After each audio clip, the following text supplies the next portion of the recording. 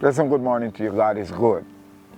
Your fiery furnace. Daniel chapter 3 and verse 12 says, there are certain Jews whom thou hast set over the affairs of the province of Babylon, Shadrach, Meshach, and Abednego. These men, O king, have not regarded thee, they serve not thy God, nor worship the golden image which thou hast set up. Did you ever pass through a fiery furnace? I'm not talking about a literal fiery furnace. I'm talking about life situations. Have you ever had to make a decision that is very unpopular? Have you ever been laughed at, mocked at? Why? Because you chose not to do what everybody else is doing. Let me here say, especially to a teenager or to a child, when you are very young, people try to force you into a mold. They try to dictate your actions, and they try to encourage you to do what everybody else is doing. But is that always the correct way to go? I am saying no. Shadrach, Meshach, and Abednego were Jews. They worshiped Yahweh God, the true and living God, no stone and wood.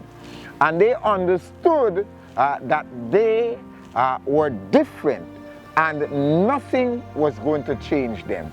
What did they have coming to them? A fiery furnace was their reward for doing the right thing. A fiery furnace was their reward for serving God in the true and proper way.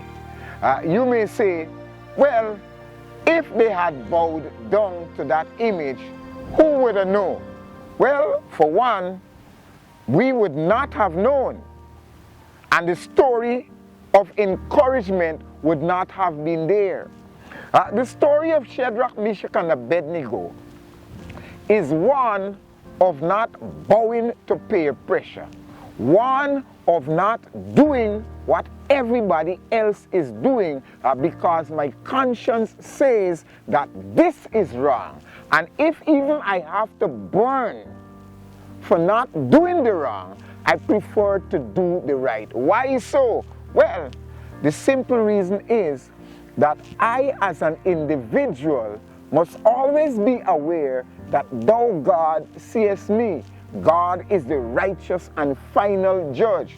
And if it is clear in my mind that it is wrong, if even no one is seeing me, when my fiery furnace comes, I prefer to walk into it and burn. Why I say that? I say that because these three young men did not know what would be the outcome. They did not know the end of the story. So how do I conclude? Listen to how I conclude. Daily as you live your life, you will have the opportunity to make choices. Always look at the consequences of your choices, but not that alone. Look at the choices you make on a daily basis. And when you choose to do something, first thing, don't think about the consequence yet, but ask yourself, am I pleasing God by choosing to do this? If the answer is yes, I am pleasing God by choosing to do this, do not focus on the consequences. Focus on the fact that God can help me to walk through my fiery furnace because I have chosen to do that which pleases Him. God and Father, help especially a young person to know that when they choose once to do the right, it makes it easier for them to do the right another time. Help somebody who is passing through the fiery furnace, being rewarded with a fiery furnace for doing that which is right. Help them to call out to you for strength so that they can continue doing the right. In Jesus' name I pray. Amen. May God richly bless you.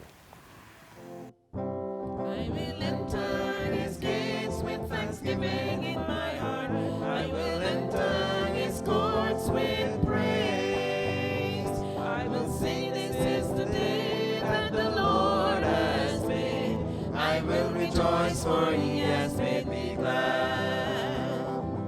He has made me glad, he has made me glad. I will rejoice, for he has made me glad. He has made me glad, he has made me glad. I will rejoice, for he has made